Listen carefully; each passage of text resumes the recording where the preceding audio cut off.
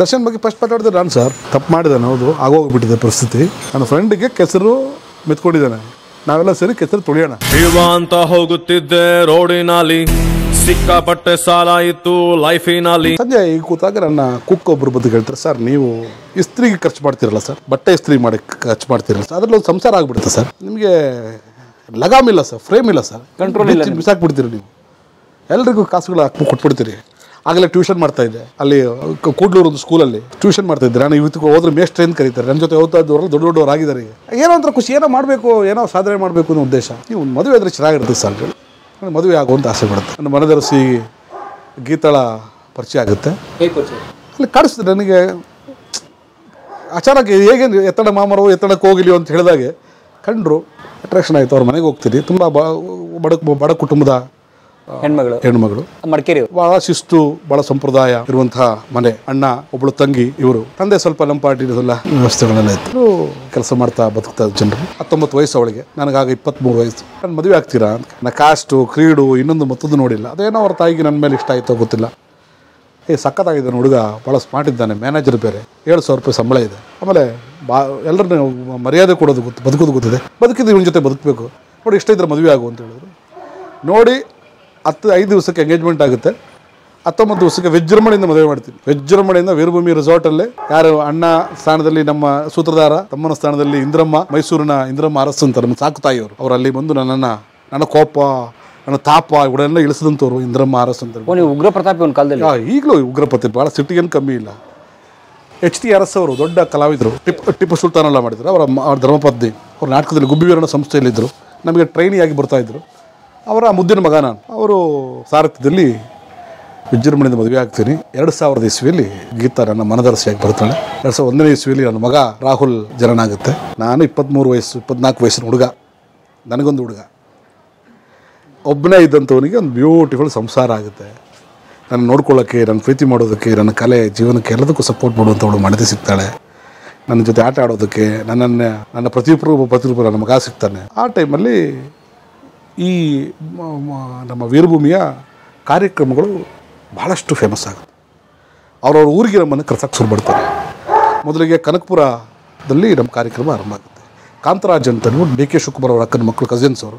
ಏನು ಚೆಂದ ಕಾಣಿಸ್ತಾಳೆ, ಅದು ಭಾಳ ವೈರಲ್ ಆಗಿತ್ತಲ್ಲ ಹಾಡು. ಅವರಿಬ್ಬರು ಅಣ್ಣ ತಮ್ಮಂದರು ನಮ್ಮನ್ನು ಊರಿಗೆ ಕರೆಸಿ ಸನ್ಮಾನ ಮಾಡಿ ನಮಗೆ ಊರಲ್ಲಿ ದೊಡ್ಡ ಕಾರ್ಯಕ್ರಮ ಕೊಡ್ತಾರೆ. ಈ ವೀರಭೂಮಿಯನ್ನು ಬಿಟ್ಟು ಬೇರೆ ಊರುಗಳಿಗೆ ಕಾರ್ಯಕ್ರಮಕ್ಕೆ ರೆಪರ್ಟ್ರಿ ಥರ ಆರಂಭ ಆಗುತ್ತೆ. ಈ ನಮ್ಮದು 2.5 ಗಂಟೆಗಳ ಕಾಲ ಈ ಕಾರ್ಯಕ್ರಮ ಮನೆ ಮಾತಾಗುತ್ತೆ. ಅದು ಪ್ರೊಸೀನಿಯಂ ಥಿಯೇಟ್ರ್ ಅಂದರೆ ಇಂಟಿಮೇಟ್, ನಿಮ್ಮನ್ನು ಇನ್ವಾಲ್ವ್ ಮಾಡಿ, ಅಲ್ಲಿ ಇವರು ಕೂತಿದ್ದಾರೆ, ಇಲ್ಲಿ ಇವರು ಕೂತಿದ್ದಾರೆ, ಇಲ್ಲಿ ಹೀಗಿದ್ದಾರೆ, ಬನ್ನಿ ಮಾಡು, ಬಡಿ ಬಾಣ ಹೆಂಗೆ ಅಂದ್ಕೊಂಡು ಎಲ್ಲರನ್ನು ಮೋಟಿವೇಟ್ ಮಾಡುವಂಥ. ಚೇರಲ್ಲಿ ಕೂತ್ಕೊಳ್ಳೋಕ್ಕೆ ಆಗಲ್ಲ. ಆ 2.5 ಗಂಟೆ ಪವರ್ ಪ್ಯಾಕ್ ಪ್ರೋಗ್ರಾಮನ್ನು ನಾವು ಮಾಡ್ತಾಯಿದ್ವಿ. ಆಗ ಹಾಸ್ಯ ಕಾರ್ಯಕ್ರಮಗಳು ಭಾಳಷ್ಟು ಹೆಸರು ಮಾಡ್ತಿದ್ವಿ. ಸುಧಾ ಬರ್ಗೂರವರು, ಕೃಷ್ಣೇಗೌಡರು ಇವರೆಲ್ಲ ಕೂಡ ಮನೆಯಾಗ ಐತೆ ಅಂತ ಜಾಸ್ತಿ ತಿನ್ಬಾರ್ದು, ತಿನ್ನಕ್ಕೊಂದು ಲಿಮಿಟ್ ಇರಬೇಕು ಅಂತ, ಆರೋಗ್ಯಕ್ಕೆ ಒಳ್ಳೇದಲ್ಲ ಅಂತ 28 ತಿಂದ್ಬಿಟ್ಟು ನನಗೆ ಪಾಠ ಹೇಳ್ಕೊಡ್ತಾವನೆ. ಆ ರೇಂಜಿಗೆ ನಮ್ಮನ್ನು ಕಂಪೇರ್ ಮಾಡೋಕ್ಕೆ ಶುರು ಮಾಡಿದ್ರು. ಅಖಿಲ ಕರ್ನಾಟಕ ಈ ಪ್ರವಾಸೋದ್ಯಮದ ಕಾರ್ಯಕ್ರಮದಲ್ಲಿ ನಮ್ಮನ್ನು ಕರೀತಾರೆ. ವೀರಭೂಮಿ ಕಲಾವಿದರಿಂದ ಕಾರ್ಯಕ್ರಮ ಅಂತ. ಕೃಷ್ಣೇಗೌಡರು ಇವರೆಲ್ಲ ಇದ್ದಾರೆ. ಇವರು ಗಂಟೆಗಟ್ಟಲೆ ಭಾಷಣ ಮಾಡ್ತಾ ಇದ್ದಾರೆ, ಮೈಸೂರು ಅಣ್ಣದವ್ರು ಭಾಷಣ ಮಾಡ್ತಾರೆ. ನಮ್ಮನ್ನು ಕರೆಸಿ ಡ್ರೆಸ್ ಹಾಕ್ಸಿ, ನಮಗೆ ರಾಜರ ಡ್ರೆಸ್ಸಲ್ಲಿ ಹಾಕ್ಕೊಂಡು ನಾವು ಕೂತ್ಕೊಳ್ಳುವಂಥದ್ದು. ನಮಗೆ ಒಂದು ಅವಕಾಶ ಕೊಡ್ತಾ ಇಲ್ವಲ್ಲ, ಅರ್ಧ ಗಂಟೆ ಏನಾದರೂ ಕೊಟ್ಟು ನಮಗೆ ಅಂತ ಹೇಳ್ಬಿಟ್ಟು ನಮ್ಮ ಹುಡುಗರೆಲ್ಲ ನಾವೇನು ಮರ್ಯಾದೆ ಇಲ್ವ ನಮಗೆ ಅಂತೇಳಿ, ಇರಪ್ಪ ದೊಡ್ಡ ಕಲಾವಿದ್ರ ಮುಂದೆ ದೊಡ್ಡ ಸ್ಟೇಜಲ್ಲಿ ಮಾಡ್ತಾಯಿದ್ದೀವಿ, ನಾವು ಬೆಂಗಳೂರಲ್ಲಿ ಮುಂದೆ ಮಾಡ್ತಾಯಿದ್ದೀವಿ. ನಾನು ಲಾಸ್ಟ್ ಹೋಗಿ ಕೇಳೇಬಿಟ್ಟೆ ರಿಚರ್ಡ್ ಲೂಯಿಸ್ ಅವ್ರನ್ನ, ಕೈ ಮುಗಿತೀನಿ ಸರ್, ಕೊಡಗಿನಿಂದ ಕಲಾವಿದರು ಬಂದಿದ್ದೀವಿ, ಅರ್ಧ ಗಂಟೆ ಬೇಕಾಗಿಲ್ಲ, ನನಗೆ ಒಂದು 10 ನಿಮಿಷ ಟೈಮ್ ಕೊಡಿ, ನಾನು ಪ್ರತಿಭೆ ನೋಡೋದು ತೋರ್ಸೋಕ್ಕೆ ಅವಕಾಶ ಕೊಡಿ ಅಂತ ಕೇಳಿದೆ. ಹಾಗೆ ನಾನು ಈ ಸಣ್ಕಲ ಮಿತ್ರ ಆಗಿಲ್ಲ, ಇನ್ನು ಕಲಾವಿದ ಗೊತ್ತಿಲ್ಲ, ಜಾರ್ಜ್ ಆಗ ಮಿತ್ರ ಕರೆಯೋಕ್ಕೆ ಶುರು ಮಾಡಿದ್ದಾರೆ. ನಾನು ಒಂದು ಅವಕಾಶಗಳು ಕಲ್ಪಿಸ್ಕೊಡ್ತಾರೆ. ಅಲ್ಲಿ ನಮ್ಮೂರಾಗ ನಾನೊಂದು ನಾಟಕವನ್ನು ಆಡಿಸಿದ್ದೆ, GP ರಾಜರದ್ದಮ್ಮವ್ರದ್ದು. ನಾನು ರಾಧನ್ ಪಾತ್ರದಲ್ಲಿ ನಾನು ನಿಂತ್ಕೊಂಡಿರ್ತೀನಿ. ಆ ನಾಟಕವನ್ನು ರೂಪದಲ್ಲಿ ತೋರಿಸ್ತೀವಿ. ಡ್ಯಾನ್ಸ್ ನಡೀತಾ ಇರುತ್ತೆ, ಬದಿಯಲ್ಲಿ ರೂಪಕ. ನಾಟಕ ನೋಡೋಕೆ ಒಂದು ಜನರಲ್ಲಿ ನನ್ನ ಹೆಂಡತಿ ಕುಂತಿದ್ಲು, ನನ್ನೆನ್ನ ದೂರು ಗುಡ್ಸ್ಕೊಂಡು ನೋಡ್ತಿದ್ಲು, ನಾನು ಅವಳನ್ನ ನೋಡ್ತಿದ್ದೆ, ಅವಳು ನನ್ನೇ ನೋಡ್ತಿದ್ಲು, ಮತ್ತಾರನ್ನೂ ನೋಡಿಲ್ಲ ರೀ ನಾಟಕದಾಗ, ನಮ್ಮೂರಾಗ ನಾನೊಂದು ನಾಟಕವನ್ನು ಆಡಿಸಿದ್ದೆ. ಅದು ಬುಲ್ಬುಲ್ ತರಂಗ, ಹಾರ್ಮೋನಿಯಮ್ಮು, ತಪ್ಪಡಿ, ಇದ್ರ ಹಿಡ್ಕೊಂಡು ಹೊಡೆದ್ವಿ ಚಚಿ ಇಡೀ ಜನ ಕೀಕಿರ್ದು ಪಾಕ ಏನು ಗುರು ನಕ್ಕು ನಕ್ಕು ನಕ್ಕು ಸುಸ್ತು ಉಳ್ಳಾಡ್ಬಿಟ್ಟು ಹಾಡಿನ ಮೂಲಕ ಈ ತೂರು ನಗಿಸ್ಬೋದಾ ಅಂತೇಳ್ಬಿಟ್ಟು ಆನ್ ದ ಸ್ಟೇಜಲ್ಲಿ ಅಜಾದುಲ್ಲಾ ಬೇಗ್ ಅವರು ಕ್ಷಮೆ ಕೇಳ್ತಾರೆ. ಕ್ಷಮಿಸ್ಬಿಡಿ, ಎಷ್ಟೊತ್ತು ನಿಮ್ಮನ್ನು ಕೂರಿಸಿ ತಪ್ಪಾಯ್ತು ಅಂದರೆ ಪುರ ಅರ್ಧ ಗಂಟೆ ಕಾರ್ಯಕ್ರಮಕ್ಕೆ ಎಕ್ಸ್ಟೆಂಡ್ ಮಾಡ್ತಾರೆ. ಅಜಾದುಲ್ಲಾ ಬೇಗ್ ಅವರು, ರಿಚರ್ಡ್ ಲೂಯಿಸ್ ಅವರು, ಸುಧಾ ಬರ್ಗೂರ್ ಅವರು ಎಲ್ಲರೂ ಕೂಡ ಕೂತು ನಮ್ಮ ಕಾರ್ಯಕ್ರಮವನ್ನು ವೀಕ್ಷಣೆ ಮಾಡ್ತಾರೆ. ಎದ್ದು ನಿಂತು ಚಪ್ಪಾಳೆ ತಡ್ತಾರೆ. ಭಾಳ ಅದ್ಭುತವಾದ ಕಾರ್ಯಕ್ರಮ ಆಗುತ್ತೆ. ಒಂದು ವೈಬ್ರೇಷನ್ ಕ್ರಿಯೇಟ್ ಆಗಿಬಿಡುತ್ತೆ. ಅವತ್ತು ನಾನು ಡಿಸೈಡ್ ಮಾಡ್ತೀನಿ, ನಾನೊಂದು ದಿನ ಹೆಸರು ಮಾಡಿ ಬೆಂಗಳೂರಿನಲ್ಲಿ ಒಬ್ಬ ಕಲಾವಿದನಾಗಿ ನಿಂತ್ಕೋಬೇಕು ಅಂತ ನನಗೊಂದು ಹಠ ಬರುತ್ತೆ. ನನ್ನ ಟೀಮ್ ಇದೆ, ಆ ಟೀಮನ್ನು ನಿಭಾಯಿಸಬೇಕಾಗಿತ್ತು. ಒಬ್ಬ ಕ್ಯಾಪ್ಟನ್ ಆಗಿ ನಾನು ಅವ್ರನ್ನ ನಿಭಾಯಿಸಬೇಕಾಗಿತ್ತು. ನೋಡಿದ್ರಾ ಎಲ್ಲ ಕೋಪಿಸ್ಕೊಂಡ್ರಿ, ಕೂಗಾಡ್ತಾಯಿದ್ರಿ, ಕಿರ್ಚಾಡ್ತಾಯಿದ್ರಿ. ಅವಕಾಶ ಸಿಕ್ಕಿದಾಗ ಬಳಸ್ಕೋಬೇಕು. ನಮಗೆ ಕೊಟ್ಟಿದ್ದು 10 ನಿಮಿಷ, 1.5 ಗಂಟೆ ಕಾರ್ಯಕ್ರಮ ಮಾಡಿದ್ದೀವಿ. ದೊಡ್ಡ ಕಲಾವಿದರು ಅವರು, ದೊಡ್ಡ ಒಂದು ಫ್ಯಾನ್ ಬೇಸ್ ಅವರಿಗಿದೆ. ನಾವೆಲ್ಲೋ ಹಳ್ಳಿಗಾಡಿದ್ದು ಬಂದಂಥವ್ರು.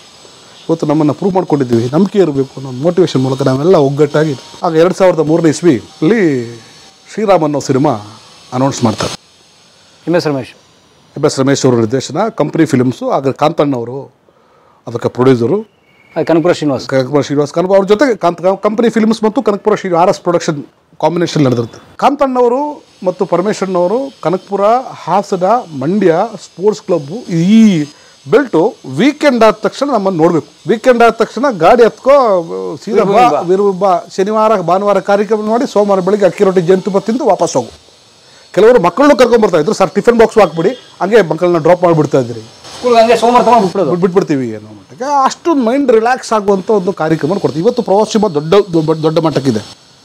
ಆದರೆ ಮಿಡಲ್ ಕ್ಲಾಸ್ ಪೀಪಲ್ಗೂ, ಅಪ್ಪರ್ ಮಿಡಲ್ ಕ್ಲಾಸ್ ಪೀಪಲ್ಗೂ ಪ್ರವಾಸೋದ್ಯಮವನ್ನು ಪರಿಚಯ ಮಾಡಿಸಿದಂಥ ಸಿಂಹ ಪಾಲು ಗೌರವ ಅಂತಿದ್ದರೆ ಕೊಡಗಿಗೆ, ಅದು ವೀರಭೂಮಿಗೆ ಕೊಡಬೇಕು. ಆಗಿನ ವೀರಭೂಮಿಗೆ ಕೊಡಬೇಕು. ಈಗಿನ ಜಾನಪದ ಅಲ್ಲಿ ಮಾಡ್ತಾ ಇಲ್ಲ, ಅದು ನಿಂತೋಗಿದೆ.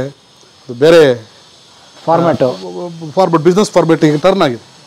ಆದರೆ ಅಷ್ಟು ಜನರನ್ನು ಆ ಕಚ್ಚಾ ರಸ್ತೆಯಲ್ಲಿ, ಆ ಕಾಲುದಾರಿಯಲ್ಲಿ ಕರ್ಕೊಂಬಂದು ಕೂರಿಸೋ ಶಕ್ತಿ, ಬಸ್ಗಟ್ಟಲೆ ಜನಗಳು ಬಂದು ನೋಡ್ತಾ ಇದ್ದಂಥ ಜಾಗ, ಆ ಎನರ್ಜಿ, ಪವರ್ ಪ್ಯಾಕ್, ಶಾಂತಲೇಶ್ವರ ದಿಬ್ಬ, ಆರ್ ಕೆ ಭಟ್ರ ಒಂದು ಕನಸಿನ ಕೂಸು, ಜೀವನ್ ರಾಮ್ ಸುಳ್ಳಿಯವರ ಮಾರ್ಗದರ್ಶನ, ಬಾಸುಮ ಕೊಡಗರ ಮಾರ್ಗದರ್ಶನ ಎಲ್ಲ ಬಂದು ವೇದಿಕೆ ಮೇಲೆ ಬಂದು ನನಗೆ ಅವಕಾಶವನ್ನು ಕೊಡ್ತಾರೆ.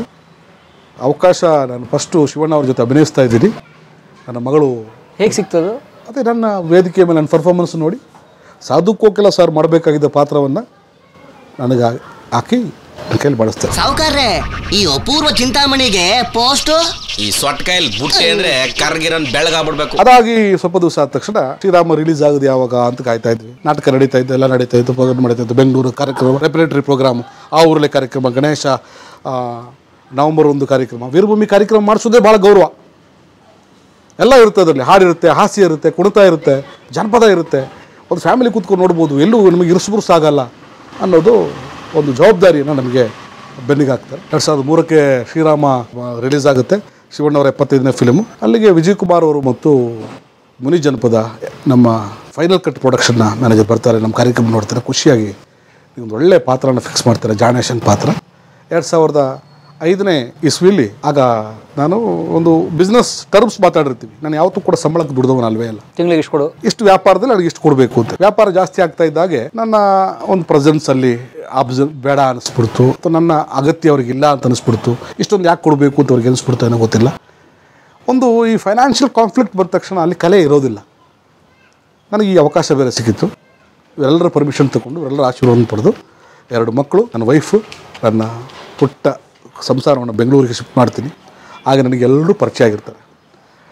ಅಂಡರ್ವರ್ಲ್ಡ್ನ ಸ್ನೇಹಿತರುಗಳು, ಪೊಲೀಸ್ ಅಧಿಕಾರಿಗಳು, ರಿಯಲ್ ಎಸ್ಟೇಟ್ಗಳು, ಕಲಾವಿದರುಗಳು, ರಂಗಾಯಣರುಗಳು, ಅವರಿನ್ನೂ ಈಗ ತಾನೇ ಆರಂಭ ಆಗಿರ್ತಾರೆ. ಉಮಾಶ್ರೀ ಮೇಡಮ್, ಅರುಣ್ ಸಾಗರ್ ಅವರು, ಮಂಡ್ಯ ರಮೇಶ್ ಅವರು, ಸಂಕೇತ್ ಕಾಶಿಯವರು. ನನಗೆ ಸಿನಿಮಾ ಇಂಡಸ್ಟ್ರಿಗೆ ನನ್ನನ್ನು ಭಾಳ ಸ್ಟ್ರಾಂಗಾಗಿ ನಿಲ್ಲಿಸಿದವರು ಸಂಕೇತ್ ಕಾಶಿಯವರು. ಇವರ ಮಾರ್ಗ ಹಿಂಗೆ ಹೋಗು ಅಂತ ಸಿಗ್ತಾರೆ. ಸಿಲೀಲಲ್ಲಿ ಧಾರಾವಾಹಿ, ಪಾಪ ಪಾಂಡು ಧಾರಾವಾಹಿಯಲ್ಲಿ ಜಾನೇಶನ್ ಪಾತ್ರದಲ್ಲಿ ಮುಂದುವರಿತೀನಿ. ಅದಾದಮೇಲೆ ಸಿಲೀಲಲ್ಲಿ ಧಾರಾವಾಹಿಯಲ್ಲಿ ಮುಂದುವರಿತೀನಿ. ಒಂದು 3 ವರ್ಷಗಳ ಕಾಲ ನಿರಂತರವಾಗಿ ನಮಗೆ ಅನ್ನ ಮತ್ತು ತುಪ್ಪ ಹಾಕ್ತಾರೆ.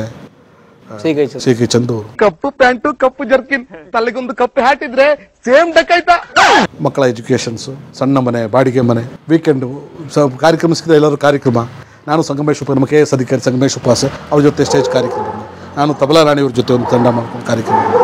ನನಗೆ ಗೊತ್ತಿರುವಂಥ ರಿಯಲ್ ಎಸ್ಟೇಟು, ನನಗೆ ಗೊತ್ತಿರುವಂಥ ಕ್ಯಾಟ್ರಿಂಗ್ ಬಿಸ್ನೆಸ್ಸು, ಇವೆಂಟ್ಗಳು, ಇದೆಲ್ಲವನ್ನು ಕೂಡ ನಾನು ಜೊತೆಗೆ ತಗೊಂಡು ಮಾಡ್ತೀನಿ. ಆಮೇಲೆ ಮನಸಾರೆ ಅನ್ನೋ ಸಿನಿಮಾದಲ್ಲಿ ಅಭಿನಯಿಸ್ತೀನಿ. ಬಟ್ಟೆ ಬೇಡ ಹೇಗೆ ಸಿಗ್ತದೆ ಸರ್? ಭಾಳ ಒಳ್ಳೆ ನನ್ನ ಪರ್ಫಾರ್ಮೆನ್ಸ್ ನೋಡಿ ಸರ್ಕಸ್ ಅನ್ನೋ ಸಿನಿಮಾ ಮಾಡಿದ್ದೆ, ಅರಮನೆ ಅನ್ನೋ ಸಿನಿಮಾ ಮಾಡಿದ್ದೆ. ಆ ಟೈಮಲ್ಲಿ ಪವನ್ ಕುಮಾರ್ ಅವ್ರ ಪರಿಚಯ ಆಗುತ್ತೆ. ಅದ್ರ ಮೂಲಕ ನಮಗೆ ಪರಮಪದ ಅನ್ನೋ ಸೀರಿಯಲನ್ನು ಯೋಗರಾಜ್ ಭಟ್ರು ನಮ್ಮ ಇದೇ ಬ್ಯಾನರಲ್ಲಿ ಫೈನಲ್ ಕಟ್ ಬ್ಯಾನರಲ್ಲಿ ಮಾಡ್ತಾ ಇರ್ತಾರೆ. ಆಗ ತಾನೇ ಅವ್ರು ಮುಂಗಾರು ಮಳೆ ಮಾಡಿರ್ತಾರೆ. ಮುಂಗಾರು ಮಳೆ ಆದಮೇಲೆ ಗಣೇಶ್ವರು ಹಿಟ್ ಆಗ್ತಾರೆ. ಗಣೇಶ್ವರನ್ನು ನೋಡಿರ್ತಾರೆ. ನಾನು ಗಣೇಶ್ ಅನ್ನೋ ಪಾತ್ರ ಎಲ್ರಿಗೂ ಮನೆ ಮಾತು, ಒಳ್ಳೆ ಲೆಕ್ಕ ಮಾತು ಹೇಳ್ಬೇಡಿ ಅನ್ನೋ ಪಾತ್ರ ಮನೆ ಮಾತು. ಹಾಗೆ ಮನಸಾರೆ ನಾನು ನೋಡಿ ನನ್ನ ಕಮರ್ಷಿಯಲ್ ಆಗಿ ಜನ ನನ್ನನ್ನು ಇಷ್ಟಪಡೋಕ್ಕೆ ಶುರು ಮಾಡ್ತಾರೆ. ಅದಾದಮೇಲೆ ಸಾಲು ಚಿತ್ರಗಳು ಟಕ ಟಕ ಟಕ ಟಕ ಟಕ ಟಕ ಟಕ ಟಕ ಟಕ. ಸೊ ಮನಸಾರೆ ಹಿಟ್ಟಾಯಿತು, ನೀವು ಕಮರ್ಷಿಯಲಿ ದೊಡ್ಡ ಹೆಸರು ನಿಮ್ಗೆ. ಹೌದು, ಮನಸಾರೆ ಪಾಪ್ಯುಲರ್. ಆಮೇಲೆ ಪಂಚರಂಗಿ, ಸರ್ಕಸ್ಸು, ಉಲ್ಲಾಸ ಉತ್ಸಾಹ, ಯಶ್ ಅವ್ರದ್ದು ಫಸ್ಟ್ ಫಿಲ್ಮು ರಾಕಿ, ಅದರಲ್ಲಿ ಅಭಿನಯ ಟಕ ಟಕ ಟಕ ಟಕ ಅಂತ ಬದಲಾವಣೆ ಸಿಗುತ್ತೆ. ನೀವಿನ್ನೂ ಸರೋಗಿಲ್ವಾ? ಕಾಲೇಜಲ್ಲಿ ಇದ್ದಾಗಲೇ ನಾನು ಓದಕ್ ಬಿಟ್ಟಿಲ್ಲ, ಬಿಸ್ನೆಸ್ ಆದ್ರೂ ಮಾಡಕ್ ಬಿಟ್ರಲ್ಲ. ಒಂದು 100 ಆ ಥರದ ಸಿನಿಮಾ ಮಾಡ್ತೀನಿ. ನನ್ನ ಬಿಸ್ನೆಸ್ ಮಿತ್ರ ಹಾಲಿಡೇಸ್ ಅನ್ನೋ ಬಿಸ್ನೆಸ್ಸನ್ನು, ಮಿತ್ರ ಟ್ರಾವೆಲ್ ನೆಟ್ಸ್ ಮಿತ್ರ ಹಾಲಿಡೇಸ್ ಅನ್ನೋ ಬಿಸ್ನೆಸ್ಸನ್ನು, ಇವೆಂಟ್ ಮ್ಯಾನೇಜ್ಮೆಂಟ್, ಮದುವೆಗಳನ್ನು ಒಪ್ಕೊಳ್ಳುವಂಥದ್ದು, ಫುಲ್ ಪ್ಯಾಕೇಜ್ ತಗೊಂಡು ಮದುವೆ ನಡೆಸ್ಕೊಡುವಂಥದ್ದು, ಅವ್ರ ಬಜೆಟ್ಗೆ ತಕ್ಕನಾಗಿ ಮಾಡಿಕೊಡುವಂಥದ್ದು, ಕಾರ್ಯಕ್ರಮಗಳು ಇನ್ನೊಂದು ಮತ್ತೊಂದು ಮಾಡ್ಕೊಂಡು ಹೋಗ್ತಾ ಇರ್ತೀನಿ. ಗೊತ್ತಿರುವಂಥ ರಿಯಲ್ ಎಸ್ಟೇಟು, ನನಗೆ ಗೊತ್ತಿರುವಂಥ ಕ್ಯಾಟ್ರಿಂಗ್ ವಿದ್ಯೆ ಇದೆಲ್ಲವನ್ನು ಕೂಡ ಮಾಡ್ಕೊಂಡು ಬದುಕ್ತಾ ಹೋಗ್ತೀನಿ. ಬದುಕಟ್ಕೋತೀನಿ. ಮಕ್ಕಳ ಎಜುಕೇಷನ್ ಕಡೆ ಗಮನ ಕೊಡ್ತೀನಿ. ಸಮಯನ ಯಾವತ್ತೂ ವ್ಯರ್ಥ ಮಾಡಿದವನು ಅಲ್ವೇ ಇಲ್ಲ. ಎಲ್ಲ ಆದಮೇಲೆ ನನ್ನ ಕನಸು ನಿರ್ಮಾಪಕನಾಗಬೇಕು ಅನ್ನೋ ಕನಸು, ಒಳ್ಳೆ ಚಿತ್ರವನ್ನು ಕನ್ನಡ ಇಂಡಸ್ಟ್ರಿ ಕೊಡಬೇಕು ಅನ್ನೋ ಕನಸು, ನಾನು ಕೂಡಿಟ್ಟ ದುಡ್ಡು, ನನ್ನ ಸ್ನೇಹಿತರು ನನಗೆ ಕೊಟ್ಟಂತಹ ಸಹಕಾರ, ಇದೆಲ್ಲ ಸೇರಿಕೊಂಡು ಮಿತ್ರ ಎಂಟರ್ಟೈನರ್ಸ್ ಸಿರಿ ಕ್ರಿಯೇಷನ್ಸ್ ಅನ್ನೋ ಸಂಸ್ಥೆನ ಹುಟ್ಟಾಕ್ತೀನಿ 2017ರಲ್ಲಿ. ಅದಕ್ಕೂ ಮುಂಚೆ ಮನೆಯನ್ನು ಖರೀದಿ ಮಾಡಿರ್ತೀನಿ. ಇದೇ ಮನೆ ಖರೀದಿ ಮಾಡಿರ್ತೀನಿ, ಆಫೀಸ್ ಮಾಡ್ತೀನಿ, ನನಗೆ ಬೇಕಾದ ಕಾರ್ ತಗೋತೀನಿ, ಮಕ್ಕಳಿಗೆ ಏನು ಎಜುಕೇಷನ್ ಬೇಕೋ ನಾನು ಮಾಡ್ಕೋತೀನಿ. ನನ್ನ ದುಡಿಮೆಯಲ್ಲಿ ನಾನು ಬದುಕ್ತಾ ಇರ್ತೀನಿ. ದೊಡ್ಡ ಒಂದು ಪ್ರಯತ್ನ ಕೈ ಹಾಕ್ತೀನಿ. ರಾಗ ನನ್ನ ಸಂಸ್ಥೆಯ ಚೊಚ್ಚಲ ಸಿನಿಮಾ, PC ಶೇಖರ್ ಅವರ ನಿರ್ದೇಶನ, ದೊಡ್ಡ ಟೆಕ್ನಿಷಿಯನ್ಸ್ ಇರುವಂಥ ಭಾಳಷ್ಟು ಅಪ್ರಿಷಿಯೇಷನ್ ಸಿಕ್ಕಿರುವಂಥ ಆ ಸಿನಿಮಾ ಅಭಿನಯಕ್ಕೆ ನನಗೆ ರಾಜ್ಯ ಪ್ರಶಸ್ತಿ ಕೂಡ ಸಿಕ್ಕುತ್ತೆ. ಕಮರ್ಷಿಯಲ್ ಆಗಿ ಹಿಟ್ಟಾಗೋದಿಲ್ಲ ಸಿನಿಮಾ. ನನ್ನ ದುಡಿಮೆಗಳು, ನಮ್ಮಪ್ಪ ಝೀರೋದಿಂದ ಹೆಂಗೆ ಬಂದರು ಕೇರಳದಿಂದ ಕರ್ನಾಟಕಕ್ಕೆ, ಅದೇ ಝೀರೋ ವ್ಯವಸ್ಥೆಗೆ ಬರ್ತಿದ್ದ. ಸಾಲಗಾರನಾಗ್ತೀನಿ, ಬಡ್ಡಿಗಳು ಕಟ್ಟೋದಕ್ಕಾಗೋದಿಲ್ಲ, case, cheque bounce, police, rowdyism ಇದೆಲ್ಲವನ್ನು ಕೂಡ ಅನುಭವಿಸುವಂಥ ಒಂದು ಸುವರ್ಣಾವಕಾಶ ನನಗೆ ಸಿಕ್ಕಿದೆ. ನಾನು ಇದನ್ನು ಸುವರ್ಣಾವಕಾಶ ಅಂತಲೇ ಹೇಳ್ತೀನಿ. ಯಾಕೆ ಅಂದರೆ ನಾನು ನಟನಾಗಿ ಭಾಳಷ್ಟು ಬ್ಯುಸಿ ಇದ್ದೆ. ಕಾಮಿಡಿ ಆ್ಯಕ್ಟರ್ ಮಿತ್ರನಿಗೆ ತುಂಬ ಡಿಮ್ಯಾಂಡ್ ಇತ್ತು. ಇದ್ದಕ್ಕಿದ್ದಂಗೆ ಮಿತ್ರ ನಿರ್ಮಾಪಕನಾಗ್ತಾನೆ, ಮಿತ್ರ ಒಬ್ಬ ಪ್ರೊಡ್ಯೂಸರ್, ಒಬ್ಬ ಹೀರೋ ಆಗ್ತಾನೆ. ಹೀರೋಗೆ ಇನ್ನೊಂದು ಹೀರೋ ಸಿನಿಮಾದಲ್ಲಿ ಅವಕಾಶ ಸಿಕ್ಕೋದು ಕಷ್ಟ ಅಲ್ವ ಸರ್? ಸ್ನೇಹಿತರು ಜೊತೆಗಿದ್ದವರು ಯಾರೂ ನನಗೆ ಸಪೋರ್ಟ್ ಮಾಡೋದಿಲ್ಲ. ನೈಪಥ್ಯಕ್ಕೆ ಹೋಗ್ತೀನಿ, ತುಂಬ ಡಿಪ್ರೆಷನ್ ಒಳಗಾಗ್ತೀನಿ, ಮಾನಸಿಕವಾಗಿ ಕುಗ್ಗೋಗ್ತೀನಿ. ನನ್ನ ಹೆಂಡತಿ ಮತ್ತು ನನ್ನ ಮಕ್ಕಳು ಮತ್ತು ನನ್ನ ತುಂಬ ಕ್ಲೋಸ್ 1-2-3 ಜನ ಸ್ನೇಹಿತರು ನನಗೆ ಸಾಥ್ ಕೊಡ್ತಾರೆ, ನನ್ನ ಜೊತೆ ನಿಂತ್ಕೋತಾರೆ. ಅದಾದಮೇಲೆ ರಾಗ ಆದಮೇಲೆ ಹೆಚ್ಚು ಕಮ್ಮಿ 4 ವರ್ಷಗಳ ಕಾಲ ಯಾವುದೇ ಸಿನಿಮಾದಲ್ಲಿ ನನಗೆ ಅವಕಾಶಗಳೇ ಸಿಕ್ಕೋದು. ಬಣ್ಣ ಹಚ್ಚುವಂಥ ಅವಕಾಶನೇ ನನಗಿಲ್ಲ.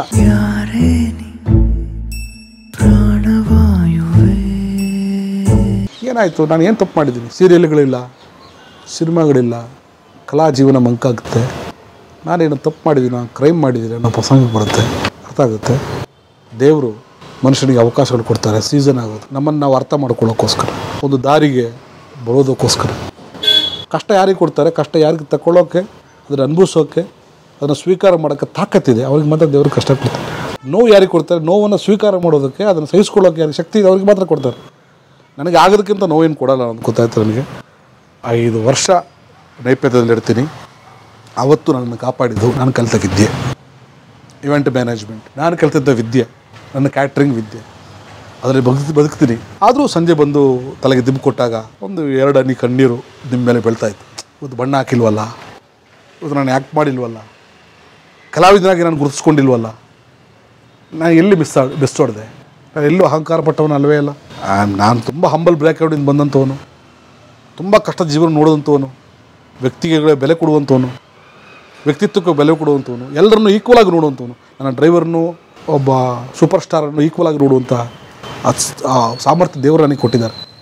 ನಾನು ಮನುಷ್ಯನಿಗೆ ತುಂಬ ಗೌರವ ಕೊಡ್ತೀನಿ, ಮನಸ್ಸುಗಳಿಗೆ ತುಂಬ ಗೌರವ ಕೊಡ್ತೀನಿ. ಯಾಕೆ ಇಂಥ ಅವಕಾಶಗಳು? ಜೊತೆಗೆ ನಿಂತರು ನನ್ನ ಹೆಂಡತಿ ಮಕ್ಕಳು, ಎಲ್ಲೂ ನನ್ನ ಕುಗ್ಗೋದಕ್ಕೆ ಬಿಡಲಿಲ್ಲ. ಮತ್ತು ಪುಟ ಹೇಳುವಂಥ ಅವಕಾಶವನ್ನು ನನಗೆ ಕಲ್ಪಿಸ್ಕೊಡ್ತಾರೆ ದೇವರು.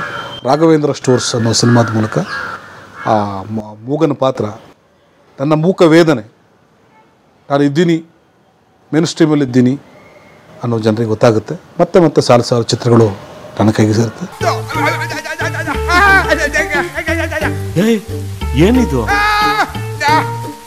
ಕರಾವಳಿ ಸಿನಿಮಾದಲ್ಲಿ ಗಡ್ಡ ಬಿಡಬೇಕು ಅಂತಾಗುತ್ತೆ. ಆ ಗಡ್ಡ ಬಿಡೋದ್ರ ಮೂಲಕ ಒಂದು ವಿಲನ್ ಶೇಡ್ಗೆ ನಾನು ತಗೊಂಡು ಹೋಗ್ತೇನೆ. ಸಾಲು ಸಾಲು ಚಿತ್ರಗಳು ಬುಕ್ ಆಗ್ತಾ ಇದೆ. ಮತ್ತೆ ಹಳೆ ರಿದಮ್ ನನಗೆ ವಾಪಸ್ ಸಿಕ್ಕಿದೆ. ನಾನು ಮಾಡಿದ ತಪ್ಪುಗಳು, ನಾನು ಮಾಡಿದಂತಹ ಸರಿಗಳು, ನನ್ನ ರಾಂಗ್ ಸ್ಟೆಪ್, ನಾನು ಎಲ್ಲಿ ಎಡವಿದ್ದೀನಿ ಅದು ನನಗೆ ಅರ್ಥ ಆಗಿದೆ.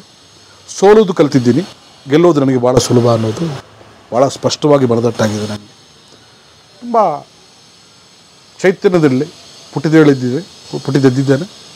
ಮುಂದಿನ ದಿನಗಳಲ್ಲಿ ಮಗದಷ್ಟು ಒಳ್ಳೊಳ್ಳೆ ಸಿನಿಮಾಗಳನ್ನು ನಿರ್ಮಾಪಕನಾಗಿ, ಒಬ್ಬ ನಟನಾಗಿ ಕನ್ನಡ ಇಂಡಸ್ಟ್ರಿಗೆ, ಸೌತ್ ಇಂಡಿಯಾ ಇಂಡಸ್ಟ್ರಿಗೆ ನೀಡ್ತೀನಿ ಅನ್ನೋ ಚೈತನ್ಯ ನನ್ನಲ್ಲಿ ಮೂಡಿಬಂದು ನಾನು ಕಲ್ತ್ಕೊಂಡಿರುವಂಥ ಒಂದು ದೊಡ್ಡ ಶಕ್ತಿ ದೇವರು ಎಲ್ಲವನ್ನೂ ಡಿಸೈನ್ ಮಾಡ್ತೀವಿ. ನಿಮ್ಮ ಮೇಲೆ, ನಮ್ಮ ಮೇಲೆ, ನಾವು ನಮ್ಮ ಶಕ್ತಿ ಮೇಲೆ, ನಮ್ಮ ಸಾಮರ್ಥ್ಯದ ಮೇಲೆ ನಾವು ನಿಂತ್ಕೊಳ್ಳೋಕೆ ಸಾಧ್ಯನೇ ಇಲ್ಲ. ಒಂದು ಶಕ್ತಿ ಇದೆ, ಅದನ್ನು ನೀವು ಈಶ್ವರ ಅಂತ ಕರಿತೀರೋ, ಕೃಷ್ಣ ಅಂತ ಕರಿತೀರೋ, ಅಲ್ಲ ಅಂತ ಕರಿತೀರೋ, ಯೇಸು ಅಂತ ಕರಿತೀರೋ ನಂಗೆ ಗೊತ್ತಿಲ್ಲ. ಅದು ಡಿಸೈನ್ ಮಾಡುತ್ತೆ. ಪ್ರತಿಯೊಂದು ಅಕ್ಕಿ ಕಾಳು ಮೇಲೂ ಕೂಡ ಒಬ್ಬರು ಹೆಸರು ಬರುತ್ತೆ. ಪ್ರತಿಯೊಂದು ದಿನ, ಪ್ರತಿಯೊಂದು ಕ್ಷಣ ಅವ್ರು ಹೇಳ್ದಂಗೆ ನಡೀಬೇಕು. ಇಟ್ಟಲ್ಲಿ ನಾವು ಜಸ್ಟ್ ಪಾತ್ರಧಾರಿಗಳು, ಸೂತ್ರಧಾರಿಯವರು. ಪರಮಾತ್ಮ ಆಡಿಸಿದಂತೆ ಆಡುವೆ ನಾನು. ಆ ಮೆಚ್ಯೂರಿಟಿ ಸಿಗುತ್ತೆ. ಎಷ್ಟು ಕಷ್ಟ ಆದರೂ ಕೂಡ, ಎಷ್ಟೇ ನೋವು ಅನುಭವಿಸಿದ್ರು ಕೂಡ ನನ್ನಿಂದ ಸುಮಾರು ಜನರಿಗೆ ತೊಂದರೆಗಳಾಗಿದೆ. ನನ್ನ ನಂಬ್ಕೊಂಡಂಥವರಿಗೆ ಮಿತ್ರ ಜೊತೆ ಇದ್ದರೆ ಚೆನ್ನಾಗಿರ್ತಿದ್ದೀನಿ ನನ್ನ ಕೆಲವರು ನನ್ನ ಮಿತ್ರ ಹಾಲಿಡೇಸ್ ಅನ್ನೋ ಸಂಸ್ಥೆ 100-125 ಜನ ಸ್ಟಾಫ್ಗಳನ್ನ ಇಟ್ಕೊಂಡ ವ್ಯಕ್ತಿ ನಾನು ಕಳ್ಕೊಬೇಕಾಗುತ್ತೆ. ಹೆಂಗೆ ಒಂದು ಅಭಿವೃದ್ಧಿಯ ಉನ್ನತಕ್ಕೇರಿದವನು ಒಂದೊಂದು ಸ್ಟೆಪ್ಗಳನ್ನು ಕಳ್ಕೊಂಬರ್ಬೇಕಾಗುತ್ತೆ. ಒಂದೊಂದು ಸ್ಟೆಪ್ಪನ್ನು ಹಿಡಿದಾಗಲೂ ಕೂಡ ಆ ನೋವು, ಆ ಕ್ವಾಲಿಟಿ. ನಾನು ಸುಮ್ಮನೆ ದೋಸೆ ತಿರೋದಕ್ಕೆ ಮೈಸೂರಿಗೆ ಹೋಗಿ ಬರ್ತಾಯಿದ್ದೆ. ತೆಗಿಯೋ ಕಾರು ಮೈಸೂರಿಗೆ ಹೋಗಿ ಬರ್ತಾಯಿದ್ದೆ. ಯಾರ್ದು ನಮ್ಮ ಸ್ಟಾಫ್ಗಳದ್ದು, ತಮ್ಮ ಸ್ನೇಹಿತರದು ಅಥವಾ ನಮ್ಮ ಪೋಷಕ ಕಲಾವಿದರದು ಮಗು ಫೀಸ್ ಇಲ್ಲ ಅಂತಂದರೆ ಮಗು ಫೀಸ್ ಕೊಡ್ತಾಯಿದ್ದೆ. ಮದುವೆ ದುಡ್ಡು ಬೇಕು, ಮದುವೆ ದುಡ್ಡು ಕೊಡ್ತಾಯಿದ್ದೆ. ಅಂತ ನನಗೆ 2-3 ವರ್ಷ ನನ್ನ ಮಕ್ಕಳಿಗೆ ಫೀಸ್ ಕೊಟ್ಟೋದಕ್ಕೂ ಕೂಡ ನಾನು ಕಷ್ಟಪಟ್ಟಿದ್ದೆ, ತುಂಬ ಕಷ್ಟಪಟ್ಟಿದ್ದೆ. ಅದೆಲ್ಲೂ ಕೂಡ ಒಂದು ಹೊಸ ಪಾಠವನ್ನು ಕಲಿಸ್ಕೊಡುತ್ತೆ, ಆ ಸದೃಢನಾಗಿ ನನ್ನ ಮಾಡುತ್ತೆ. ಅದು ಭಾಳ ಖುಷಿಯಾಗಿದೆ. ನನ್ನ ಮಗ ಇವತ್ತು MBA ಟಾಪರ್ ಆಗಿದ್ದಾನೆ, NSBಯಲ್ಲಿ ಓದ್ತಾ ಇದ್ದಾನೆ. ಇನ್ನೊಂದು ವರ್ಷ ಓದಿದರೆ ಭಾಳ ಚೆನ್ನಾಗಿರ್ತಾರೆ, ಒಳ್ಳೆ ಹೈಟು ಪರ್ಸನಾಲಿಟಿ. ಈಗಲೇ 1-2 ಸಿನಿಮಾಗೆ ಅವನು ಕೇಳ್ತಾರೆ, ಸದ್ಯಕ್ಕೆ ಇರಿ ಮಾತಾಡೋಣ. ನನ್ನ ಮಗಳು BBA ಮುಗಿಸಿದ್ದಾಳೆ. ಒಂದು 3 ವರ್ಷ ಒಂದು film course, film academy, Kerala DO film ಅಕಾಡೆಮಿಲಿ ಅವಳು ಕೋರ್ಸ್ ಮಾಡ್ತಾ ಇದ್ದಾಳೆ. ನನ್ನ ಲೆಗಸಿಯನ್ನು, ನನ್ನ ಪರಂಪರೆಯನ್ನು, ನನ್ನ ಸಿನಿಮಾ ಜರ್ನಿಯನ್ನು, ನನ್ನ ಪ್ರೊಡಕ್ಷನ್ ಹೌಸನ್ನು ಕ್ಯಾರಿ ಮಾಡುವಂಥ ಶಕ್ತಿ ಅವಳಿಗಿದೆ. ಅದಕ್ಕೋಸ್ಕರ ಅವಳಿಗೆ ಬೇಕಾದಂಥ ಸ್ಕೂಲಿಂಗನ್ನು ಕೊಡ್ತಾಯಿದ್ದೆ. ನನ್ನ ಮಗ ವ್ಯಾಪಾರದಲ್ಲಿ ಹೆಸರನ್ನು ಮಾಡ್ತಾನೆ. ಭಾಳ ಒಂಥರ ಖುಷಿಯಾಗಿ ನಾನು ನನ್ನ ಹೆಂಡ್ತಿ. ಅಂದರೆ ನಾವು ಕಷ್ಟಪಟ್ಟವರಿಗೆ ಖಂಡಿತ ದೇವರು ಪ್ರತಿಫಲ ಕೊಟ್ಟೇ ಕೊಡ್ತಾರೆ. ಪಾಸಿಟಿವ್ ಫ್ರೇಮ್ ಆಫ್ ಮೈಂಡ್ ಇರಬೇಕು. ಕಲಾಭಿಮಾನಿಗಳೇ, ಕಲಾ ರಸಿಕರೇ, ಈ ಸುಂದರವಾದ ಸಂಜೆಯಲ್ಲಿ ನಮ್ಮ ಆದಿ ದೇಶಪಾಂಡೆ ಅವರ ಲವ್ ಸಕ್ಸಸ್ ಆಗಿರೋದಕ್ಕೋಸ್ಕರ ಈ ಪಾರ್ಟಿ. ನನ್ನ ಗುರಿ, ನಾನು ಹೇಳಿದೆ ನನಗೆ ಗುರಿ ಇತ್ತು ಗುರು, ನಾನು ಏನೋ ಮಾಡಬೇಕು ಅಂತ ಹೇಳ್ಬಿಟ್ಟು. ಇವತ್ತು ನಾನು ಸಾಧಾರಣದವನು, ಆಸೆ ಇತ್ತು. ಎಲ್ಲ ಕಡೆ ವಾಲ್ಪೇಪರ್ಗಳು ಬಿದ್ದಾಗ, ಎಲ್ಲರದ್ದು ಕಟೌಟ್ ಬಿದ್ದಾಗ ನನ್ನದು ಒಂದು ಸಲ ಕಟೌಟ್ ಬೀಳುತ್ತೆ. ಅದು ಬಿತ್ತು, ರಾಗದಲ್ಲಿ ಬಿತ್ತು, ಪ್ರಸಂಗದಲ್ಲಿ ಬಿತ್ತು. ನನ್ನಂಥ ಸಾಧಾರಣ ವ್ಯಕ್ತಿ, ಸೌಂದರ್ಯ ಇಲ್ಲ ನನಗೆ, ಹೈಟ್ ಇಲ್ಲ, ಪರ್ಸನಾಲಿಟಿ ಇಲ್ಲ, ಫ್ಯಾಮಿಲಿ ಬ್ಯಾಕ್ಗ್ರೌಂಡ್ ಇಲ್ಲ, ಅಥವಾ ಜಾತಿ ಸಪೋರ್ಟ್ ಇಲ್ಲ. ನನ್ನ ಮನೇಲಿ ಅಣ್ಣ ತಮ್ಮ ಯಾರು ಕೂಡ ನಿರ್ಮಾಪಕರಲ್ಲ ಅಥವಾ ಸಿನಿಮಾ ಇಂಡಸ್ಟ್ರಿಗೆ ಸೇರಿದವರಲ್ಲ. ಸಾಧಾರಣ ಹಳ್ಳಿಗಾಡು ಪ್ರತಿಭೆ, ಊರು ಬಿಟ್ಟು ಊರಿಗೆ ಬಂದಂಥ ವ್ಯಕ್ತಿ. ಇವತ್ತು ಭಗವಂತ ನಮ್ಮನ್ನು ಇಷ್ಟು ಶ್ರೇಷ್ಠವಾಗಿ ಬದುಕಿಸಿದ್ದಾರೆ. 4 ಜನ ಗುರುತಿಸೋ ಥರ ನಾವು ಬದುಕಿದ್ದೀವಿ ಅಂತ ಹೇಳಿದ್ರೆ, ಆ ಶಕ್ತಿ ನಾವು ಮನಸ್ಸನ್ನು ಶುದ್ಧವಾಗಿ ಇಟ್ಕೊಂಡಾಗ, ನಮ್ಮ ಏಮನ್ನು ಶುದ್ಧವಾಗಿ ಇಟ್ಕೊಂಡಾಗ, ನಮ್ಮ ಗುರಿ ಕಡೆ, ನಮ್ಮ ಸಾಧನೆ ಕಡೆ ನಮ್ಮ ಪ್ರಯತ್ನಗಳಿದ್ದಾಗ ದೇವರು ದಾರಿ ತೋರಿಸ್ತಾರೆ ಅನ್ನೋದು ನಂಬಿಕೆ. ಇದು ತುಂಬ ವಿಷಯಗಳನ್ನು ಯಾವ ಚಾನಲ್ಗೂ ಹೇಳಿರಲಿಲ್ಲ, ಇವತ್ತು ಯಾಕೋ ಗೊತ್ತಿಲ್ಲ, ಕಾರಣಾಂತರಗಳಿಂದ ನಮಗೂ ನಿಮಗಿರೋ ಒಡನಾಟವನ್ನೋ ಅಥವಾ ನಮಗಿರುವಂಥ ಸ್ನೇಹಿತನೋ ಗೊತ್ತಿಲ್ಲ, ಎಲ್ಲವನ್ನೂ ಕೂಡ ನಾನು ಬಿಡಿಸಿ ಹೇಳಿದ್ದೀನಿ. ನನ್ನ ಬೈಗಳಕ್ಕೆ ಅವನು ಎದುರಿಯೋದ? ಹೌದಾ? ಎಂತೆಂತ ಮಾತಾಡಿದ್ರಣ ಹೇಳೋಣ. ಒಂದೇ ಮಾತು, ಎಂತ ನಾಯಿ ನಿನಗೆ ಕಣ್ಣು ಕಾಣೋದಿಲ್ವಾ ಅಂತ. ದರ್ಶನ್ ಬಗ್ಗೆ ಫಸ್ಟ್ ಮಾತಾಡಿದ್ರೆ ನಾನು ಸರ್ ಏನು ಮಾತಾಡಿದ್ರೆ ಏನು ಹೇಳ್ತೀರಿ ದರ್ಶನ್ ಬಗ್ಗೆ ಅಂತ ಏನು ಹೇಳಬೇಕು? ನಮ್ಮ ಪಕ್ಕದ ಮನೆಯವ್ರಿಗೂ ಬಿದ್ದೋಗ್ಬಿಟ್ಟ ಕೆಸರಲ್ಲಿ. ನನ್ನ ಫ್ರೆಂಡಲ್ಲ ಅವನು ತಪ್ಪು ಮಾಡಿದ್ದಾನೆ. ಹೌದು, ಆಗೋಗ್ಬಿಟ್ಟಿದೆ ಪರಿಸ್ಥಿತಿ. ತಪ್ಪು ಮಾಡಿದವರೆಲ್ಲರೂ ಕೂಡ ಸತ್ತೋಗ್ಬಿಡ್ಬೇಕಾ? ನನ್ನ ಫ್ರೆಂಡಿಗೆ ಕೆಸರು ಮೆತ್ಕೊಂಡಿದ್ದಾನೆ. ನಾವೆಲ್ಲ ಸೇರಿ ಕೆಸರು ತೊಳೆಯೋಣ, ಅವ್ರ ಮನುಷ್ಯರ ಬದುಕಕ್ಕೆ ಬಿಡೋಣ. ಒಂದ್ಸಲ ಸಾಯಿಸೋದಕ್ಕೆ ನೀವು ಸಾಯಿಸಿದ ಅವನು ಸಾಯಿಸಿದ್ರು ನಮ್ಮ ಫ್ರೆಂಡೇ, ಸಾಯಿಸಿದ್ರು ನನ್ನ ಫ್ರೆಂಡೇ. ಪರಿಚಯ, ನನ್ನ ಮನೆಯಿಂದ ಅಡುಗೆ ಹೋಗುತ್ತೆ, ಅವ್ರ ಮನೆಯಿಂದ ನನಗೆ ಐಟಮ್ಸ್ಗಳು ಬರುತ್ತೆ, ಸ್ನೇಹ ಇದೆ, ಬಾಂಧವ್ಯ ಇದೆ. 20 ವರ್ಷದದ್ದು. ಇವತ್ತು ನನ್ನ ಮನೆಯದಲ್ಲ. ನಾನೊಬ್ಬ ಫಸ್ಟ್ ಮಾತಾಡಿದ್ರೆ ನಾನೊಬ್ಬನೇ. ತುಂಬ ಜನ ಬೈದಿರ್ತಾರೆ, ಇಲ್ಲ ಏನು ಅವ್ನು ಸಪೋರ್ಟ್ ಮಾಡ್ತೀಯಾ ಕೊಲೆಗಾರ? ಒಬ್ಬರು ಬೈದಿಲ್ಲ, ಹಂಗೆ ಮಾತಾಡಿದ್ದೀನಿ ನಾನು. ನಿಮಗೋಸ್ಕರ 24x7 ನಮ್ಮ ಆಶ್ರಮದ ಬಾಗಿಲು ಓಪನ್ ಆಗಿರುತ್ತೆ. ಹಾಗಾಗಿ ಬನ್ನಿ, ಪ್ರೀತಿ ಬಾರೋಣ. ಇಲ್ಲ, ಬದುಕು ಭಾಳ ಸುಂದರವಾದಂಥ ವಿಷಯ ಅದು. ದೇವರು ನೋಡಿ, ಇವತ್ತು ನಾವು ನ್ಯಾಯಿಯಾಗಿ ಹುಟ್ಟಿದರೆ ನಮ್ಮ ಭಾಷಣ, ನಮ್ಮ ಮಾತು ಯಾರಿಗೂ ಅರ್ಥ ಆಗ್ತಾ ಇರಲಿಲ್ಲ. ನಾಯಿ ಥರ ಇರಬೇಕಾಗಿತ್ತು. ಒಂದು ಪಕ್ಷಿಯಾಗಿ ಹುಟ್ಟಿದ್ರೆ ಹಾರ್ಕೊಂಡಿರ್ಬೋದಾಗಿತ್ತು. ಮನುಷ್ಯ ಅಂತ ಹೇಳಿದ್ರೆ ಎಲ್ಲರನ್ನೂ ಕಂಟ್ರೋಲ್ ಮಾಡುವಂಥ ಶಕ್ತಿ ಇರುವಂಥ ಮನುಷ್ಯನಿಗೆ. ಮನುಷ್ಯ ಪಕ್ಷಿ ಥರ ಹಾರಬಲ್ಲ, ಮೀನಿನ ಥರ ಈಜಬಲ್ಲ, ಎಂಥ ಪಳಗಿರೋ ಆನೆಗಳನ್ನು ಕರೆದು ಸರ್ಕಸ್ ಮಾಡಿಸ್ಬಲ್ಲ, ಸಿಂಹ ಹುಲಿಗಳನ್ನು ಸರ್ಕಸಲ್ಲಿ ಕುಡಿಸ್ಬಲ್ಲ. ಅಂದರೆ ನಾವು ಭಾಳ ಶಕ್ತಿ ಇರುವಂಥದ್ದು. ನಮ್ಮ ಬದುಕನ್ನು ಕ್ಷುಲ್ಲಕ ಕಾರಣಗಳಿಗೆ ಕಳ್ಕೊಳ್ಳೋದು ಹೇಳಿತನ, ಹುಂಬತನ. ಸಾಧನೆ ಮಾಡಬೇಕು, ಪ್ರಯತ್ನ ಪಡಬೇಕು. ಆಮೇಲೆ ಈ ಫಾಲ್ಸ್, ಈ ಕಪಟದಲ್ಲಿದ್ದರೆ ನಾವು ಅಲ್ಲದೇ ಇರೋದ್ರ ನಾವು ತೋರಿಸ್ಕೊಳ್ಳೋಕೋದ್ರೆ ನೋವಾಗುತ್ತೆ. ನಾವು ಏನು ಅಲ್ಲ ಗುರು ಅಂತ ಸಿಂಪಲ್ ಆಗಿದ್ಬಿಟ್ರೆ ನಮಗೇನು ಕಷ್ಟಗಳೇ ಆಗೋದಿಲ್ಲ. ಇಲ್ಲದೇ ಕಿರೀಟ ಹೊತ್ಕೊಂಡು ನೋಡ್ತಾ ಇರೋದು ತುಂಬ ಜನ ನಾವು ಅಲ್ಲದೇ ಇರೋದನ್ನು ಈ ಗುಳೆನರಿ ಅಗಸ ನೀಲಿ ಕಲಸಿಡ್ತಾರಲ್ಲ, ಅದರೊಳಗೆ ಬಿದ್ದೋಗ್ಬಿಡ್ತದೆ. ಗುಳೆನರಿ ಆ ನೀಲಿ ಕಲರ್ ಬಿದ್ದೋಗ್ಬಿಡ್ತು.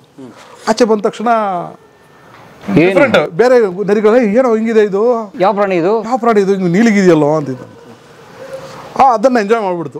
ನಾನು ಡಿಫ್ರೆಂಟ್ ಆಗಿದ್ದೀನಿ ಅಂತ ಎಲ್ಲ ಆಯಿತು. ಬೆಳಗ್ಗೆ ಕಾಲ ಕಳೆಯಿತು, ಚಳಿಗಾಲ ಕಳೆಯಿತು, ಮಳೆಗಾಲ ಬಂತು. ಏನಾಗುತ್ತೆ? ನೀರು ಬಿದ್ದಾಗ ಗುಳ್ಳೆನರಿ ಕಲರ್ ಬಂದ್ಬಿಟ್ಟು ನನ್ನ ಮಗ ಅವನು ನಮ್ಮವನೇ ಕಣೋ ಬಣ್ಣ ಹಾಕ್ಕೊಂಡಿದ್ದ. ಬಣ್ಣದ ಬದುಕು ಬೇಡ, ಇರೋದನ್ನು ನೇರವಾಗಿ ಸಾರಾಸಗಟ್ಟಾಗಿ ಹೇಳಿ. ಬೂಟಾಟಿಗೆ ಇದ್ದರೆ ಕಷ್ಟ ಅಷ್ಟೇ. ಸೊ ಒರಿಜಿನಾಲಿಟಿ ಯಾವತ್ತೂ ಉಳಿಯುತ್ತೆ. ಆಮೇಲೆ ಶ್ರಮದ ಮುಂದೆ, ಹಾರ್ಡ್ ವರ್ಕ್ ಮುಂದೆ ಇನ್ನೊಂದು ಶಕ್ತಿ ಬೇಕಾಗಿಲ್ಲ. ನಿಷ್ಠೆಯಿಂದ, ಶ್ರದ್ಧೆಯಿಂದ ಏನೇ ಕೆಲಸ ಮಾಡಿದ್ರು ಕೂಡ, ನಾವು ಬೂಟ್ ಪಾಲಿಷ್ ಮಾಡಿದ್ರು ಕೂಡ ಸಖತ್ತಾಗಿ ಮಾಡಿದ ಗುರು, ಯಾರು ಎಲ್ಲಿ ಮಾಡಿಸಿದ್ಯಾ ಗುರು, ಇದನ್ನ ಒಳ್ಳೆ ಶರ್ಟ್ ಹೊಲ್ದ್ಬಿಟ್ರೆ ಸಖತ್ತಾಗಿ ಹೊಲ್ದವನು ಗುರು, ಎಲ್ಲಿ ಹೊಲ್ದಿದ್ದು ಕೇಳ್ತಾರೆ, ಕೇಳಲ್ವಾ? ಒಳ್ಳೆ ಸರ್ವಿಸ್ ಮಾಡ್ಕೊಂಡ್ಬಿಟ್ರು, ಝುಮ್ ಬೈಕ್ ಸೂಪರ್ ಗುರು, ಇಲ್ಲೇ ಮಾಡಿದೆ ಕಣ, ವೈದ್ ಮಾಡಿಕೊಟ್ಟ ಸರ್ವೀಸು ಎಲ್ಲ. ಆಮೇಲೆ ನೀವು ಚೆನ್ನಾಗಿ ಎಡಿಟ್ ಮಾಡಿದೆ, ಏನು ಗುರು ಸಖತ್ತಾಗಿ ಎಡಿಟ್ ಮಾಡಿದ್ಯಾ ಹೇಳ್ತಾರೆ, ಹೇಳಲ್ಲ? ಇಂಟರ್ವ್ಯೂ ಚೆನ್ನಾಗಿ ಮಾಡ್ತೀರಿ ನೀವು, ಸಖತ್ತಾಗಿ ಮಾತಾಡ್ತೀರಿ ಸರ್. ಅಂದರೆ ಪ್ರತಿಯೊಂದು ಶ್ರಮಕ್ಕೂ ಕೂಡ ಗುರುತಿಸ್ಕೊಳ್ಳೋಕೆ ಖಂಡಿತ ಗುರುತು ಸಿಕ್ಕ ಕಾಯ್ಬೇಕಷ್ಟೇ ನಾವು ಅಷ್ಟೇ. ಏನೇ ಕೆಲಸ ಮಾಡಿದ್ರು ಶಾರ್ಟ್ ಟರ್ಮ್ ಸಿಕ್ಬಿಡಲ್ಲ, ರಾತ್ರಿ ಬದಲಾಗ್ಬಿಡೋದು ಜೀವನ. ಇಲ್ಲ, ಅದೆಲ್ಲ ಸುಳ್ಳು. ಅಂಥವರೆಲ್ಲ ಮುಂದಕ್ಕೆ ಹೋಗಕ್ಕೆ ಸಾಧ್ಯ ಇಲ್ಲ. ಫ್ಲೂಕಲ್ಲಿ ಬದುಕ್ತಾ ಇರ್ತಾರೆ. ಫ್ಲೂಕಲ್ಲಿ ಹೇಗೆ ಒಂದು ಸಿನಿಮಾ ನಾನೇ ಅನ್ನೋದು ಯಾವತ್ತೂ ಬರಬಾರ್ದು. ಪರಿಸರದಕ್ಕಿಂತ ದೊಡ್ಡ ಪಾಠ ಇನ್ನೊಂದು ಎಲ್ಲವನ್ನೂ ಕಲಿಸ್ಕೊಡ್ತಾ ಇರುತ್ತೆ. ಮಳೆ ಬಂದರೂ ಸಹಿಸ್ಕೊಳ್ಳುತ್ತೆ, ಬಿಸಿಲು ಬಂದರೂ ಸಹಿಸ್ಕೊಳ್ಳುತ್ತೆ, ಚಳಿ ಬಂದರೂ ಸಹಿಸ್ಕೊಳ್ಳುತ್ತೆ, ಬರ ಬಂದರೂ ಸಹಿಸ್ಕೊಳ್ಳುತ್ತೆ. ಭೂಮಿ ಆರಾಮಾಗಿ ಕೂಲಾಗಿ ನೀವು ಮಾಡುವಂಥ ಕೆಲಸವನ್ನು ನಿಷ್ಠೆಯಿಂದ ಮಾಡ್ತಾ ಹೋಗಿ ಫಲಾಫಲಗಳನ್ನು ಅವ್ರು ಕೊಡ್ತಾರೆ. ಹಿರಿಯರನ್ನು ಗೌರವಿಸಿ, ಬದುಕಲು ಬಿಡಿ. ಸೂಪರ್. ಮಿತ್ರ ಸರ್ ಜೊತೆಗೆ ಭರ್ಜರಿ ಕಾಮಿಡಿ ಅಂತ ಒಂದು ಕಾರ್ಯಕ್ರಮದಲ್ಲಿ ನಾವು ಅವರು ಕೆಲವು ತಿಂಗಳು ಕೆಲಸ ಮಾಡೋಂಥ ಅವಕಾಶ ಸಿಕ್ಕಿತ್ತು. ಅವಾಗಿಂದ ಗಮನಿಸ್ತಾ ಇದ್ದೀನಿ. ನೇರವಾಗಿ ಸಿನಿಮಾಗಳಲ್ಲಿ, ಧಾರಾವಾಹಿಗಳು ಅನೇಕ ವರ್ಷಗಳಿಂದ ಗಮನಿಸಿದ್ವಿ. ಆದರೆ ಅವ್ರ ಒಳಗಡೆ ಇಂಥ ಒಬ್ಬ ಆಧ್ಯಾತ್ಮವಾದಿ ಅಥವಾ ಇಂಥ ಒಬ್ಬ ಜೀವನ ಅನುಭವ ಇರುವಂಥ ಒಬ್ಬ ವ್ಯಕ್ತಿತ್ವ ಇದ್ದಾರೆ ನನಗೆ ಇವತ್ತೇ ಗೊತ್ತಾಗಿದ್ದು. Sir, thank you so much ಕಲಾ ಮಾಧ್ಯಮದ ಜೊತೆಗೆ ತಾವು ಮಾತಾಡಿದ್ದಕ್ಕೆ. Thank you. And I am inspired. So ನಿಮಗೂ ಇನ್ಸ್ಪಿರೇಷನ್ ಸಿಕ್ಕಿದೆ ಅಂತ ಅನ್ಕೋತೀನಿ. ಭಾಳ ಧನ್ಯವಾದ ನೀವು ನೋಡಿದ್ದಕ್ಕೂ. Thank you so much. ಮತ್ತೊಮ್ಮೆ ಎಲ್ರಿಗೂ ಸರ್ ನಮಸ್ಕಾರ. ಕಲಾ ಮಾಧ್ಯಮದ ಎಲ್ಲಾ ಎಪಿಸೋಡುಗಳು ನಿಮಗೆ ಸಿಗಬೇಕು ಅಂತಂದ್ರೆ ಕಲಾ ಮಾಧ್ಯಮ ಯೂಟ್ಯೂಬ್ ಚಾನೆಲ್ನ ಸಬ್ಸ್ಕ್ರೈಬ್ ಮಾಡಿ, ಬೆಲ್ ಐಕಾನ್ನ ಕ್ಲಿಕ್ ಮಾಡಿ, ತಪ್ಪದೇ ಮಾಡಿ. ಸ್ನೇಹಿತರೆ, ಕಲಾ ಮಾಧ್ಯಮದ ಎಲ್ಲ ಸಂದರ್ಶನಗಳನ್ನು ನೀವೀಗ ಓದಬಹುದು. www.kalamadhyama.com ಈ ವೆಬ್ಸೈಟ್ಗೆ ವಿಸಿಟ್ ಮಾಡಿ ಇಂಟರ್ವ್ಯೂಗಳನ್ನು ಓದಿ. ಓದುವ ಸಂಸ್ಕೃತಿ ಹೆಚ್ಚಾಗಲಿ. ಧನ್ಯವಾದ.